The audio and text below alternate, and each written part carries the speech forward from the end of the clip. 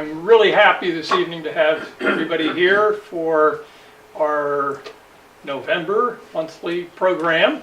And our guest this evening is somebody who filled a vacancy that existed for 4 years here unfilled between 2008 and 2012. The position of historian of Dutchess County is a very important position, not only responsible for all the archives that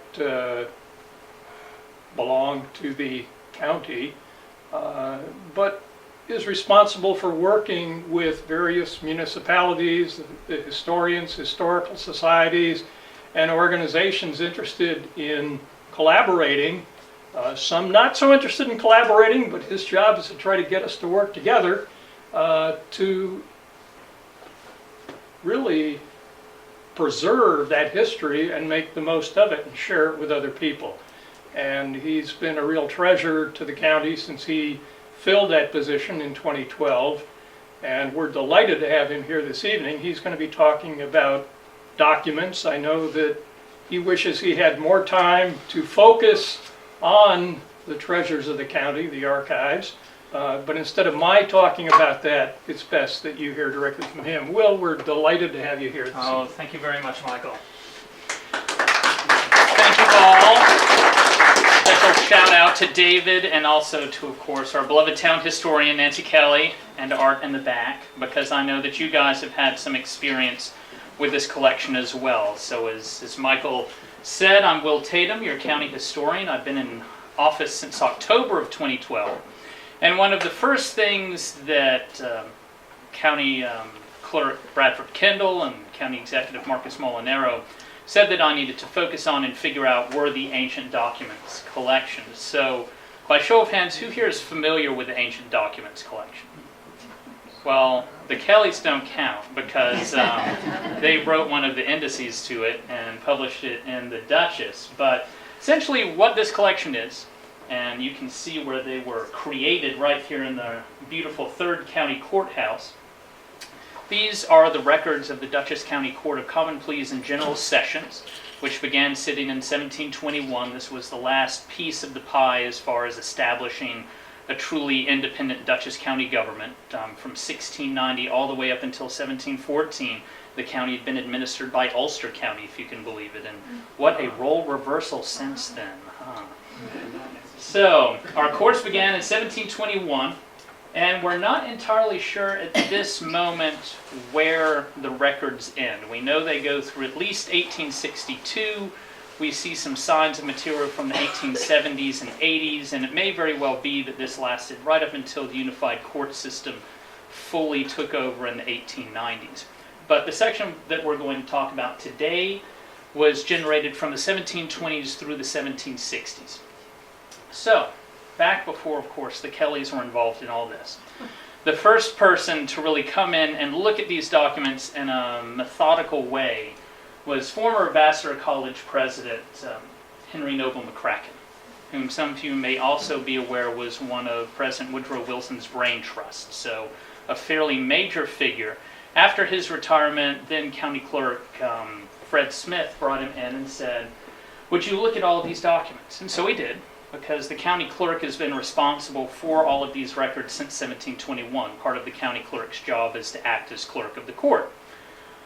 So, McCracken looked at all of these things. He rightly said these are 18th and 19th century court records.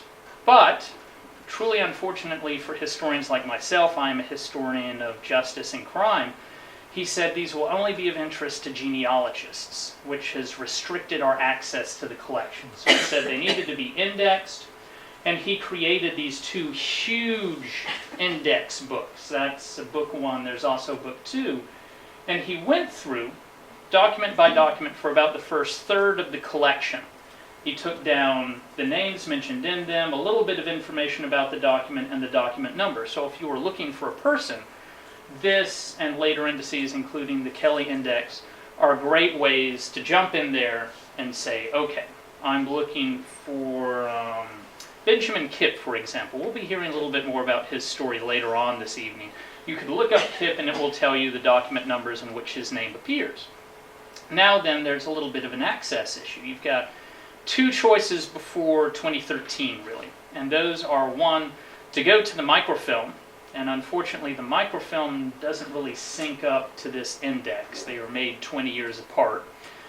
Or you could call up an original document, and anyone who's actually worked with this collection or 18th century documents know that as strong as the rag paper was, and still is today, these things take a beating over time.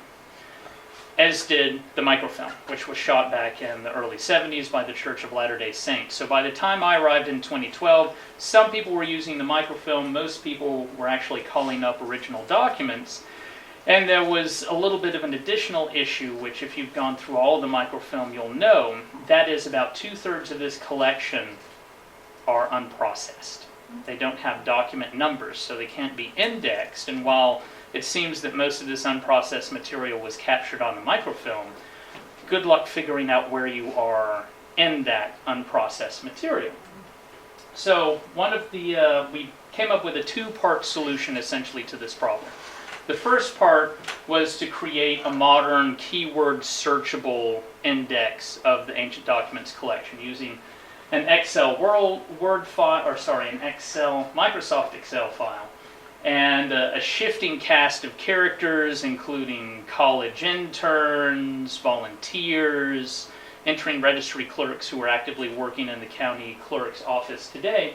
And we recorded most of the data types that McCracken had recorded back in the 50s. So for example, you have your document number, you have your date expressed as month, day, and year, you have your record type, the names of all the people who appear in each document, our box number so that we can go find it if we need to, and the offense, the location, and our additional information is just material for our own reference. Things like, okay, this document has a big tear in it, it's got tape all over it, mold damage, that sort of thing. So that was part one, and one of these areas, this field here, number of pages, gives you a hint about part two, which is we have been slowly but surely digitally imaging these documents, funded by grant money from New York State Archives. So to date, we have imaged 87,000 pages of material. Now that includes blank pages, because what we want to avoid is what I call the national treasure effect. If you've ever seen that Nicolas Cage movie, the whole idea and the premise of that movie is that on the back of the Declaration of Independence there's a treasure map. So I don't want people 100 years from now saying, what was on the back of that page? What was Tatum trying to hide? So we've made what's called full digital surrogates. And now for the first time, they are online.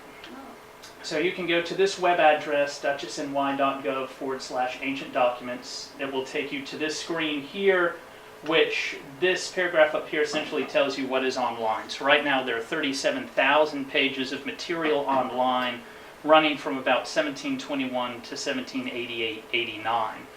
And these explain the various search tools that you have, gives you some examples of some of the searches you can conduct. And if you click on this blue button here, you'll be taken to the search interface itself, which looks pretty basic.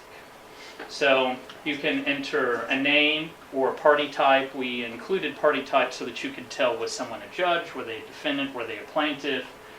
Record types, and these little highlighted places here give you the list of those types, the year in which the offense occurred, the city, the offense itself, and the document number. So I plugged in two of our favorite variables, Rhinebeck, because you all are very great hosts tonight, and bastardy, which is an offense we will get to at the very end of the evening, something for you all to look forward to.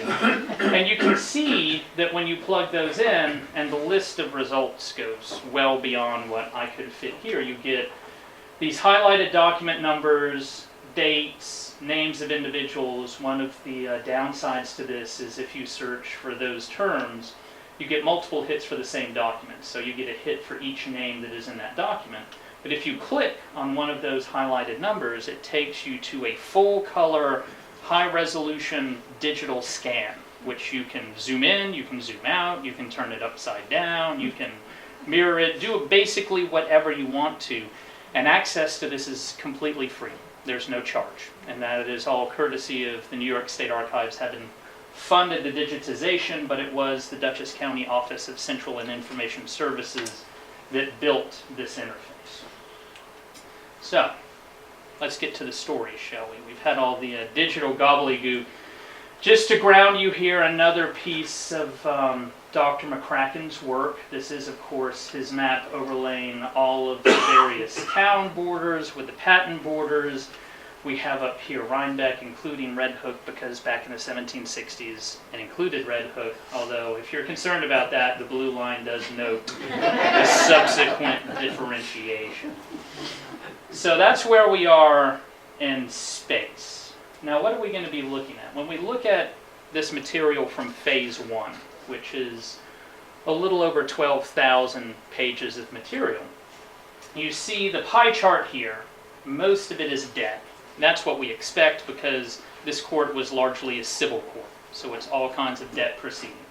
But you also have some other interesting things in there. You've got assault, you've got bastardy, you've got suspicious death, which you can't even see. I can barely see that. Those are representative of coroner's inquests. And we're going to go through pretty much all of that tonight, because if you, like me, are a fan of cinema, you know that the classic 3 elements that you have to have for a successful popular movie involve money, violence, and sex. So we are going to begin with money, we're going to take it to violence, we're going to then proceed to sex and bring it all the way back to money. It's going to be a nice, circular, Georgian symmetrical story tonight. So, before we go to the next slide, just remember how much of this is debt. What does that mean when we're talking about debt material? Oh, by the way, and the other there is all kinds of material that shouldn't be in that collection at all. Things like lists of municipal officers, various court instruments that aren't necessarily case file material. So it's even though it's court records, it goes well beyond just trials and telling us details of Dutchess County life. So, our first item tonight is a declaration of debt against Henry Eckert, made in May 1762. So a declaration, also known as a narration, the document types are interchangeable. Sometimes they say declaration, sometimes they say narration. I've asked lawyers, judges, legal historians what the difference is. None of them can tell me. They say there's no difference. It just depended how the clerk was feeling that day. The declaration or the narration sets out the plaintiff's version of the story. So the plaintiff in this case is Gerrit van Benthuizen. And as you can see here, this is an overall view of what the document looks like. It's in the late 1750s that we generally begin to see these pre-printed documents pop up. Before then, everything is handwritten, and you're going to see some examples of really fantastic handwriting and some examples of is that handwriting throughout the presentation tonight. So this is the May Court of 1762, and that's all the date info they give us. They don't tell us when in 1762 that court set, because at that point in time the court set twice a year, once in May, once in October, usually starting on the second Tuesday. So I guess I could pull out a calendar for that, but I stick with what the document says. Gerrit van Benthuizen is laying out that Henry Eckert contracted a debt of £4, 15 shillings, 4 pence in August of 1761. So not quite a year earlier. What does that mean? £4, 15 shillings, 4 pence. Well, generally as a rule of extremely fuzzy basic thumb, we say that your average agricultural labor, which is the basic economic building block of 18th century British colonies in North America, as well as Britain itself, earns about £4 a year. So Henry Eckert has contracted for a pretty significant debt. And luckily, we actually have the bond, or when we look, pulling it back a bit, we see all of that information here, that he's contracted a debt of £4, 15 shillings and 4 pence, and we see that Gerrit van Benthuizen is actually going for a total award of £9, 10 shillings and 8 pence. So all these numbers flowing around doesn't seem very interesting social history, does it? Thank you for shaking your head. No, I quite agree. That's why the majority of the collection there that is debt stuff, it's like, Economic historians love this stuff. Social historians and institutional historians like myself. So what does this all mean? Well, luckily we have, and now this is going to work, the bond. So the actual piece of paper that Garrett brought into court saying, look, I have evidence that this debt was contracted. So it's contracted back in August, and there to blow it up for you. This is some of the best handwriting that I have seen in this collection. So you can see Henry Eckert of Rhinebeck Precinct in Dutchess County, Yeoman. So he's a farmer of some variety, probably a freeholder. It is indebted to Gerrit van Benthuizen. I always struggle somewhat with the Dutch and some of the German names, who is a gentleman. That's what that G-E-N-T superscript N. So he's a guy with money, which those of you who know local history probably recognize that family name. He's indebted £4.15. Yes, we've heard this. So where does the larger thing come from? Ah, yes. So down here, there's the penal sum of £9, 10 shillings and 8 pence if the said money is not paid on time. So Garrett knows the score here. And why this is important is it tells us a lot about the economic situation in 18th century Dutchess County. As some of you may know, the British Empire was not fond on hard currency getting into the colonies. They did not like to see gold, silver, and brass coins leaving Great Britain and arriving in America, the Caribbean, or anywhere else. Can anyone guess why that would have been a problem? Well, who else accepts hard specie? Like gold and silver coins. Who else can you do business with that stuff? Made in China. Well, yes and no, actually. That's a whole different presentation. But the Spanish, the French, the Dutch, all of those smugglers that helped to provoke the American Revolution, they will accept a gold coin. They don't care whose portrait is on it. So if you keep the colonies having to deal in a credit currency, you essentially shut off that market to any other system. So essentially in Dutchess County, during the 18th century, or at least during the colonial period, everything was credit. So it's kind of like a credit card today, but instead of a card and a faceless corporation, you get a piece of paper and a guy who lives down the road, and if you don't pay him back in time, he's going to take you to court. So we see all sorts of social relationships through these documents. Who's lending money, who's asking for money. Sometimes we see what they're buying. Unfortunately, we don't have any of those documents and stories specifically for Rhinebeck. And all of the material tonight is from Rhinebeck. So that's kind of the money part. Shall we move on to violence? Yes, now your eyes will not glaze over quite as much because there's not going to be as many numbers and shillings and pence and other archaic currency. So this is a list of affidavits on an assault. These affidavits were taken on April 30th, 1754 here in Rhinebeck, and I just heard Michael mention the Lutheran Church up Route 9. And Nancy's heard this story before, so I appreciate you not yelling out the answers, Nancy. But these are all relating to the pastor, the minister at the Lutheran Church. And yeah, 1754, he got into a little bit of trouble. So we'll focus on just one of those affidavits. There are about half a dozen all told, but this is the only woman who gives an affidavit. So this is Elizabeth Riker, and just to make life a little bit easier for you, you see down there. So she is the wife of David Ryker of Rhinebeck Precinct, and you can see if you ever had a bad spelling day, it was nothing compared to these guys. So Elizabeth, she's a good Lutheran. She's in the church one day. It's actually Sunday, April 21st. Minding her own business, reading the hymnal, who knows what, and suddenly Johann Christoffel Hardwick comes at her with a horsewhip, whips her out into the common road, like drives her out of the church onto the post road, and leaves her there in a bloody mess. They say in a subsequent document that her life was very much afeared of. And he further goes on to do this to 3 men, kicking and beating them with his fists and feet instead of horsewhipping them. God knows what Elizabeth did to deserve that. So this is April of 1754, 2 Sundays, one after the other. He assaults congregants. And so the Justice of the Peace takes these depositions, sends it down to Poughkeepsie, and on May 21st, when the court is in session, they make out an indictment against the pastor. And there's a little detail of that. Another example of the violence that Hardwick meted out. He attacked Martin Sitcher, was a laborer, beat, pushed, kicked him out of the said church.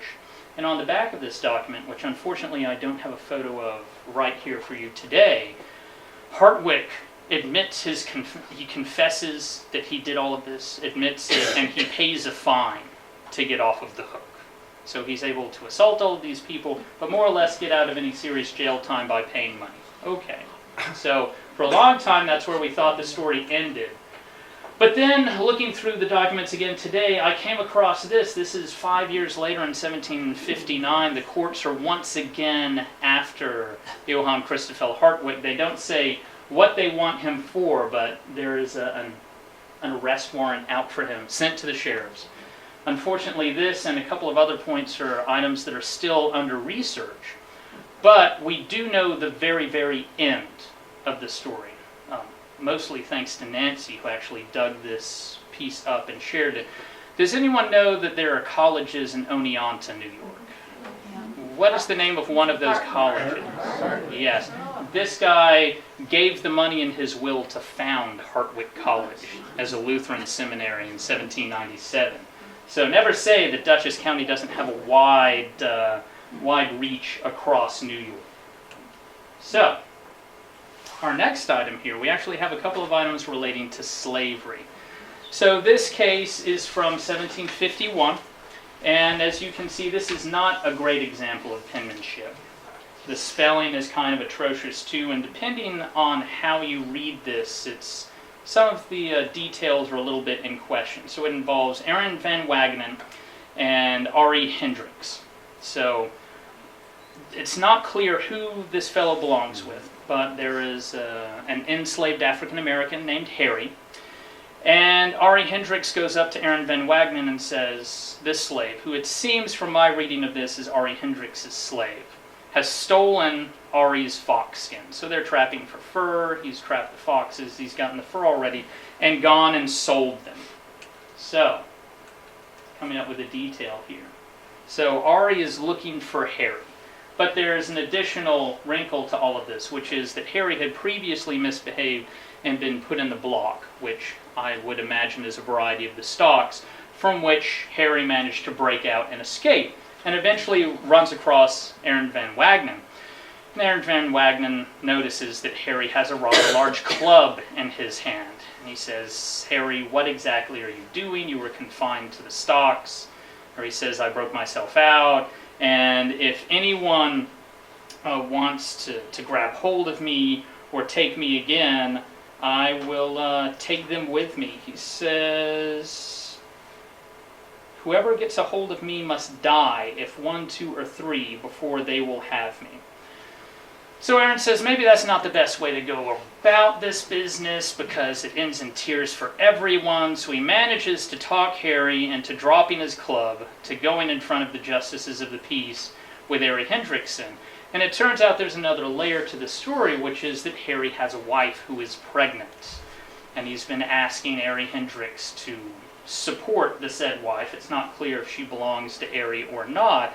So eventually the Justices of the Peace work it out that Ari is going to pay for the wife's pregnancy expenses, her laying in and her delivery, but as soon as all of that's taken care of, Harry is being sold either up or down the river. And as a parting shot, there's another fellow who deposes in here, Jacob Lewis. He says that after all of this meeting with the Justices of the Peace is over, he talks to Harry, and Harry says, well, you know, if they'd tried to have me whipped, I would have, and I quote, shot that thunder-rotten little shote as also Isaac Kipp. It's William Shote and Isaac Kipp are the Justices of the Peace. And that for 3 or 4 days afterwards, Harry walked with a pistol and a naked great Indian knife in his pocket without eating, and that he made a noise as if he was quite distracted. So, lots of drama and trauma involving slaves here in Rhinebeck. And this is one of the things we see in Western Dutchess that we do not see in Eastern Dutchess. There's a significant slave presence here, not a significant or even really easily documentable slave presence in Eastern Dutchess. But not all was terrible with regards to slavery. The institution is, of course, horrific, but there are some bright spots. And one of them is the indictment for Joseph Riker, potentially a relation of the Elizabeth Riker who got whipped by the Lutheran minister, who is a constable here in Rhinebeck. On October 21st, 1762, the grand jury of Dutchess County brings in an indictment for him. And the problem is, Joseph Riker is constable. Two of the justices of the peace, Henry Vanderburg and Lawrence Van Cleek, had ordered him to whip Isaac, a Negro slave belonging to Captain Peter DeWitt. So there is some up close and personal and a more easily readable typescript for you. So they had ordered Joseph Riker to whip this slave Isaac, and Joseph Riker had refused to do it. And not only did he refuse to whip this slave, he also aided this slave Isaac in escaping. So they've brought up an indictment against Joseph Riker. We don't have the rest of the story at this point, but this is another one of those colorful bits that pop up throughout the ancient documents in betwixt all of those boring debt suits. Now, perhaps the brightest shaft of life in all of this is we have two related documents. The first of which is the manumission of Cornelius Janssen. So this is 1756. Cornelius Janssen is an African-American slave living here in Rhinebeck. And he's set free by a fellow named Francis Janssen of Rochester in Ulster County. Now, Francis Janssen, Cornelius Janssen, you might well assume that Cornelius, as was often the case with slaves, took the last name of his master. However, this document here actually lays out that Francis Janssen of Rochester in Ulster County manumitted and set at liberty his son, a Negro man named Cornelius. So this is an example of a man holding his son in captivity. Throughout the rest of this document, Francis Janssen goes on to identify himself as a mixed-race individual who's free by virtue of the fact that his mother was white. There's no discussion of Cornelius's mother, but obviously the condition there was such that Cornelius was born a slave. He's set at liberty in 1756 to live here in Rhinebeck. However, the story does not end there.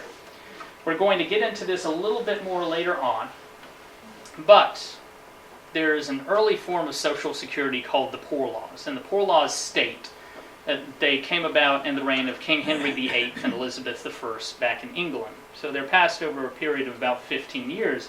They stipulate that the lowest level of government, which in England is the parish, here in New York it's the town or the precinct, is responsible to care for the deserving poor, the people who honestly cannot provide for themselves. And of course that money is going to come out of the general fund from the taxes.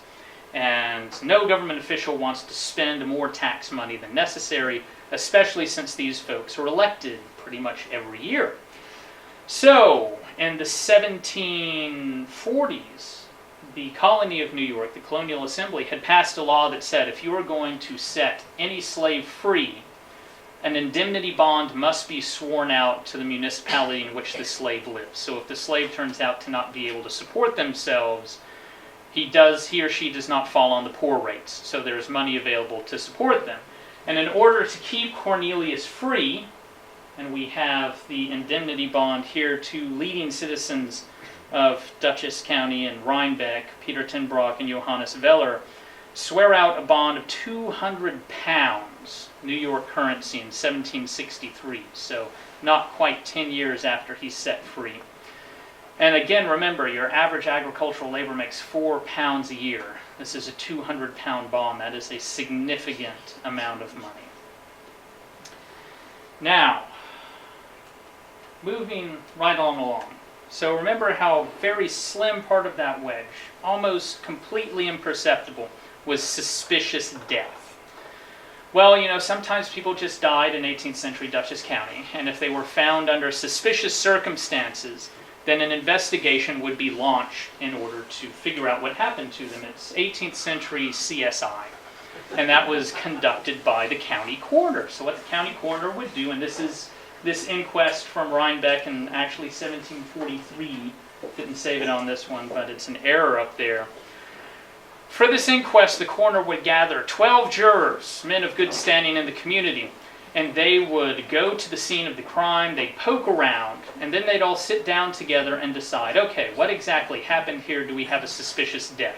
And if, of course, they have an example of a suspicious death, they have to call in the sheriff and do more investigations. So they are called in on the 15th of October, 1743. It's actually the 16th of October. That's an error up at the top there because the incident itself happened on the preceding day, the 15th. So, what are the details here? This is probably one of the worst examples of handwriting in all of this. So again, you have a little bit of a typescript here. And again, spelling, most of the time when I want to figure out what they're actually saying, I just say it out loud and try to figure out the accent behind it. But essentially what happened is that on October 15th, 1743, a guy named Sylvanus Garlix goes to visit his buddy Sorensborough. He's somewhere off the post road, they don't say where, but Sylvanus had loaned his friend a milk cow. Okay, you do that. These days it's a cup of sugar, those days it's an actual living, breathing cow. But it's time for the cow to come home for Sylvanus Garlix. And like so many of the best stories that come out of the ancient documents, this one begins with, they were drinking a little and. So of course when Sylvanus comes down to visit Sorensburg, it's not going to be a quick exchange of, okay, here's your cow, good luck getting back to wherever you are in the precinct of Rhinebeck. They sit down and have a few drinks. And about sunset on October 15th, Sylvanus takes his cow, he starts walking up the road home. The problem comes the next morning when travelers on the main road discover Sylvanus's body, just lying dead with, as you can read there, a great big hole in his head. So they run off, find the coroner, they quickly call together a jury, they look over this crime scene and they find a blood trail and they find the cow standing nearby looking cold and confused. And so generally cows look cold and confused in October, you know that. It wasn't in August and October like this year. So they come to the conclusion, all right, what must have happened here was, Sylvanus we know was drunk, and he had the cow with him, so he must have fallen over. Maybe the cow pulled him over, maybe he didn't. But he struck his head on a rock, and he bled out. And so this was an accidental death, there's no suspicious circumstances here. We're going to essentially declare this an act of God and move on with our lives. So this is one of about half a dozen of these inquests that have come out, the others being from other municipalities. So we've done the money thing, albeit briefly. We've done the violence thing, all kinds of violence. And now it's time to get to the sex. So, arrest warrant for Benjamin Kipp, 1761. Obviously a big name here. If any of you are living down in Rhine Cliff, you know the lovely sign there that says welcome to Kippsbergen. So one of the first locations of settlement here in northern Dutchess. And in 1761, the local justices of the peace are not happy with Benjamin Kipp. What has he done? Again, close up. This is actually not too bad.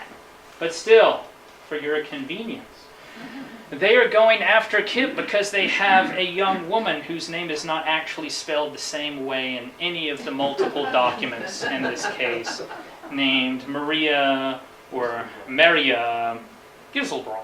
And apologies to the folks who actually do genealogy because the last name is also spelled about a half a dozen different ways. I just went with what was there. Well, it just so happens that Maria has testified that Benjamin and she were getting acquainted with one another, and a child ensued from this union. So there's the sex part, but I promised to bring it back to money. Well, remember those poor laws? Unwed mothers and their children are considered deserving poor. So you have these officers, and they are mentioned right here, the overseers of the poor. They later on become the superintendents of the poor, and this leads to the creation of a county poorhouse. In this era, every town has a set of overseers of the poor, and their job is to patrol through the community looking for anyone who might be deserving poor, who might fall on those poor rates. And then, if possible, to forestage that happening by making sure that an indemnity bond is sworn out for those people. So the overseers of the poor, they're on their patrol, and they stop at Maria's house, and they're like, well, Maria, have you been eating well lately, living a really nice and relaxed life, or are you perhaps pregnant? And in this case, she admits, yes, I'm pregnant, and they take her to the justices of the peace, and we'll get to the other details of this particular case, which is actually one of the two best documented cases that we've run across in all of this research for the past 5 years, because we're now in phase 5 of this project. So this phenomenon of unwed mothers, of the charge of bastardy, happens all across the British colonies in North America. It's very, very well documented and analyzed in New England. Not as well analyzed here, but the patterns are pretty much the same. So overseers of the poor notice that an unmarried woman is pregnant. They go to the justices of the peace and say, hey, we've got an unwed pregnant woman here. She and the child will fall on the poor rates. Please do something about that. So the justices will invite her in, and if necessary, send a constable to convey her in to wherever they're sitting. And they'll ask her, okay, who's the father? Now, there are a couple of ways this can go. First of all, she can say the father's name, or at least the person that she thinks is the father. Now, maybe she provides an acceptable name, first thing. Sometimes, however, given the way 18th century society works, sometimes the first name is not acceptable. It might be a judge. It might be the master of the house in which she works as a servant. It might be a previously married man who's still married. In which case, the justices of the peace will ask her to really think hard. Maybe it wasn't that guy, maybe it was someone else. And they'll go through multiple rounds of this until they settle on an acceptable name. And that becomes the putative father. They use a different word in this case, but they make no bones about genetic links here. It's just like, this is a guy that we can more or less saddle with this expense. That's kind of the best case scenario of that part of the program. The less ideal scenario is when the mother refuses to give up the father's name. So, of course, what are the justices of the peace going to do? Well, they are going to go to the midwife who's going to assist in the delivery of the child and say, we want you to withhold assistance until she gives up the name of the father.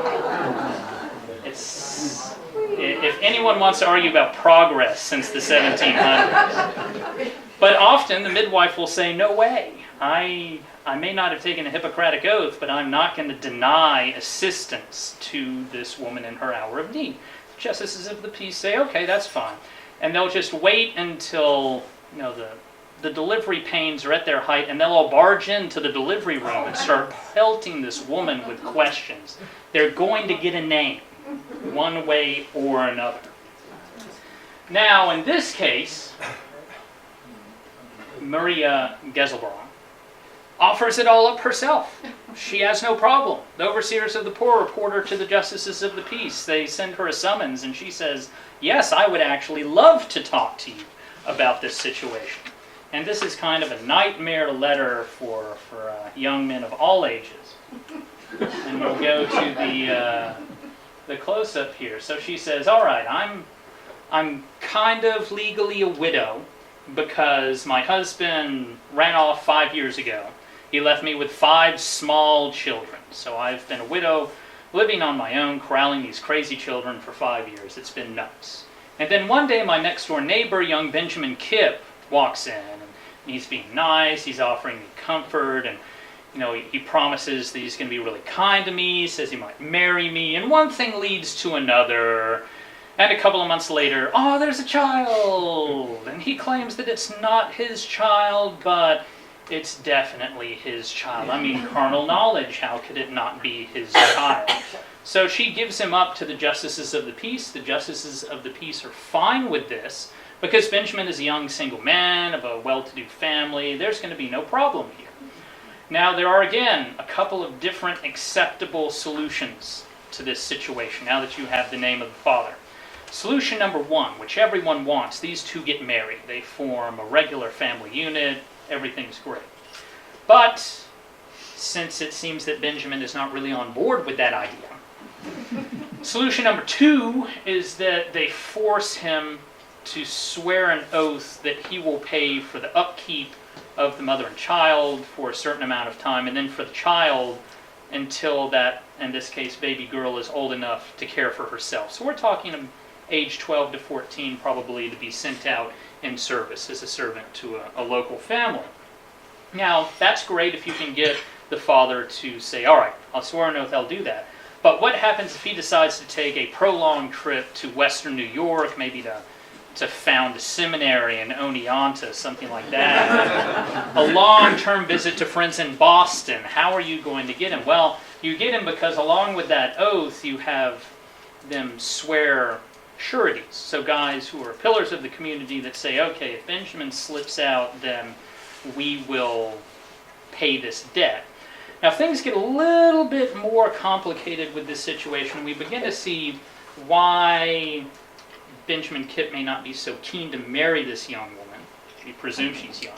Because we have two affidavits taken. The first is from Christian Schultz. It's taken in May of 1761, actually after the order in bastardy that we're going to get to in a moment. And he says, oh yeah, the beginning of last summer, beginning of August of 1760, I came down the road one day and I saw Benjamin Kipp. And he was so happy, he said, would you help me get a marriage license because I want to marry Maria? She's awesome. We've been great together, loving it. And Christian Schultz congratulates him. This is great. This is fantastic. Everybody loves a wedding. Continues down the road, stops in at Maria's house, congratulates her. She's so excited. They're going to send down to New York City for a marriage license or try to find a justice of the peace. And then his last stop that day is in the Kipp household, where he talks to the elder Kipp, Benjamin's father, Johannes Kipp, who says, I don't approve of this match. He won't say why. He's like, this is bad news and I'm really depressed because I can't think of anything to do about this. What might the issue be? Well, we have another deposition from Jan Hendrickson, also taken in May of 1761, which suggests that this was appealed up to the county court from the local justices' court. And Hendrickson says, yeah, you know, it was the beginning of 1760, and Maria was very obviously pregnant, and I was hanging out with her one day, and we were talking about stuff, you know, basically her being pregnant, and she was saying to me, I'm not entirely sure who the father is, to be honest with you. I just know that Benjamin Kipp was the last guy I spent that kind of quality time with, so I'm just going to guess he's the father and call it quits there. Well, despite all of those question marks, the justices of the peace swore out what's called an order in bastardy against Benjamin Kipp. They say, all right, you are, we've got to get to the up close here so that you can see it, declare the said Benjamin Kipp to be the reputed father, not the putative, just reputed. Rumor says you're the father. So, that's good enough for us. And they saddle him with some payments. So he is going to pay 11 shillings 6 pence for the first 4 weeks, so that's a pretty significant amount of money, more than your average agricultural laborer earns per week. And then after that, for as long as the child is chargeable to the precinct, he's going to pay 3 shillings per week. Now that's April, this order is from April of 1761, and these depositions that are saying, well, you know, there might be more to this story, are the next month. So that's what kind of suggests that maybe this went up another level. We don't have any other documents that explain where it might have gone yet. But that is how you get from money to violence to sex, and back to money, through the ancient documents of 18th and indeed 19th century Dutchess counties. So at this point I will be happy to answer any questions you may have that I can actually answer. So thank you all very much.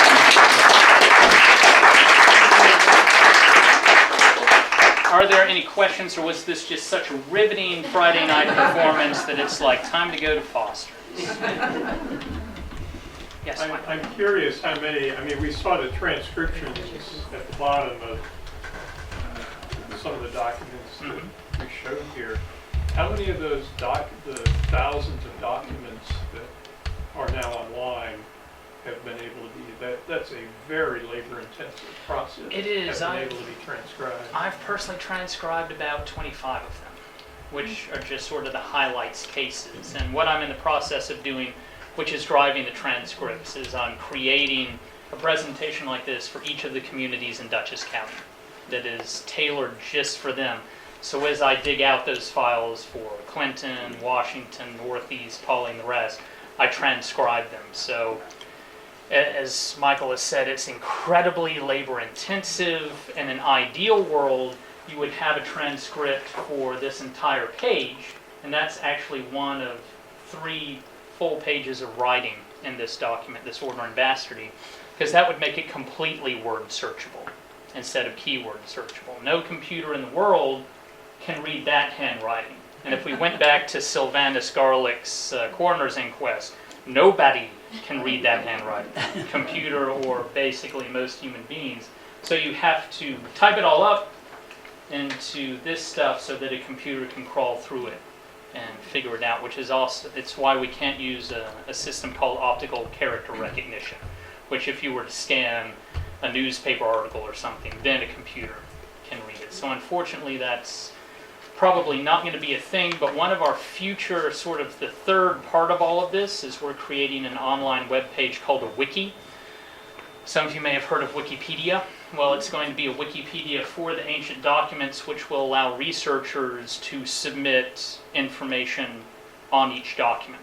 So to get material online faster, we are not filling out the name portion of that Excel document, because that multiplies the time per document by hours at a time. So we'll be inviting folks, if you want to go through a document and submit a list of the names that you see in it, you would add that to the wiki. We would take it, check it, and then upload it into the system so that that then becomes name searchable. But if folks wanted to make transcriptions and submit them, that wiki would be a means to do that. Yes, sir. You had mentioned that slavery was more prevalent in the river valley than the eastern part of Dutchess County. Yes. Why was that? Was it the Yankee Quaker influence, or was it the river itself that supported the slave trade? Well, for technicality's sake, I have to say, this is the fine print. We see slaves popping up in these documents in Western Dutchess. We don't see them popping up in this collection in Eastern Dutchess. That does not mean there weren't any. But I think what you have going on is a combination of factors. The Quakers are huge. In fact, literally huge. When you look at the population of Quakers in Eastern Dutchess during the 18th century, that is the largest population north of Philadelphia. So there is a tremendous, and that's why all of those Quaker meeting halls and houses are still out there. And of course, in 1763, maybe a couple of years to either direction, the Quaker meeting at Quaker Hill in what's now the town of Pauling actually declared slavery essentially illegal and against the rights of man. So there's that strong feeling in Eastern Dutchess. It's also a different economic system. Here in the River Valley, of course, we have farming, agriculture, and not to the same degree you see down south, of course, but still slaves are used for agricultural labor here in the Hudson Valley. You go over the Taconics, and as I'm sure most of you know, that's home to board and milk. That's really a grazing livestock style of agriculture. It's not as labor intensive, so you don't need the slaves. And it's also a mining region, and you also very much do have that influence of New England stock in there. Although there were plenty of New England slave traders in the 18th century, so that's not a single explanation for it. Do you think that the Dutch culture supported was more conducive to slave trade? Absolutely. There are a lot of Dutch colonial historians who will debate that, but the Dutch are the ones to introduce it down in Jamestown, Virginia in 1619, and they are also the ones who are supplying them up here. They're also the ones buying them up here. There's a lot of Dutch names with slaves. Yes. What about indenture servants and Native American slavery? Is there some of that? That does not pop up in these documents, and I can't speak to it personally, so unfortunately that's among the questions I can't answer here tonight. But we'll definitely keep our eyes open for that. Regarding the question regarding slavery here, I mean, the 1790 census, the town of Rhinebeck, which did include Red Hook, and which did include a portion of the, what then was the Livingston estate there. The numbers were slightly over 400, and in terms of percentage of what the population was for the town in 1790, it was more than 10%. But the total population was under 4,000. I mean, at that time, as a percentage, it was greater than what you see in most of the southern states at the time. What it was, I know there were records kept in 1750, but they're not as comprehensive. Well, and if you go all the way back to the first census in Dutchess County, which is 1714, and there's a great article on it in the Dutchess County Historical Society Journal of 2013, if I recall correctly. They find 447 people in Dutchess County, and that's all of Dutchess County, so including Putnam County and that portion of the Livingston estates that Michael is referring to that would have had Claremont in it, all the way up to Janssen Roloff's Kill, I believe. 447 people of all ages, stripes, etc., including about 50-odd slaves. So even at the very beginning of our creation of a distinct Dutchess County identity and culture, there's a pretty significant slave population. Yes, sir. Yeah, well, Hardwick was a Lutheran minister, you say, and he found a college in Oneonta. How did he make his money? That's another excellent question. That may be why they had the arrest warrant for him in 1759, but he's very definitely a colorful character that we'll be looking into more closely, because it was actually the bequest from his will, so he had enough money left over, presumably after everyone else was taken care of. Founding a college doesn't strike me as an inexpensive proposition in the 18th century or today. Yes, Mike. When Hardwick was originally founded in Oneonta, it was founded as a seminary for people who wanted, where people who were theologians would teach these seminarians. But there was considerable dispute at the time, in the early 1800s, late 1700s, over where to locate that seminary. And one of the most prominent theologians in the Hudson Valley, in the Schoharie Valley at the time, was Frederick Whitman, Reverend Dr. Frederick Whitman, who had written a catechism that was introduced by young Lutherans. And he made a case for locating the seminary on property here in Rhinebeck. And it almost came to Rhinebeck, but it didn't. There were a lot of the record is still there at Oneonta College, at Hardwick College rather, and I haven't had a chance to look at it, but it apparently records what the various arguments were, and Oneonta prevailed. Well, that's definitely something that we'll check out for future research. Thank you. You're not a graduate of Hardwick, are you? I am. I'm waiting for the day when I run across a graduate of Hardwick in one of these presentations. All right, any other questions? Did Yes. you maybe have family money? I have no idea, to be honest with you. We are so engrossed in just processing this material to get it scanned and then to get it online that unfortunately there's not a lot of time left over to do in-depth research on it, especially when you factor in the other things that I have to do as county historian that take me away from, I think, one of our most important projects that we've had in a long time, because getting this material up, we've had over 40,000 hits on that search portal since January of 2016, and from as far away as England. So this is really a global resource that is putting Dutchess County even more on the research map. So, and there's always one lingering question, and I'm surprised no one has asked, how many pages are there to go? I estimate somewhere between 150 and 200,000. So, probably another 10 years of work. And then we can really focus on finding the rest of the story. This is great work you're doing. Thank you so much Thank you for very much. Without your you guys, presentation there'd be no tonight. reason to keep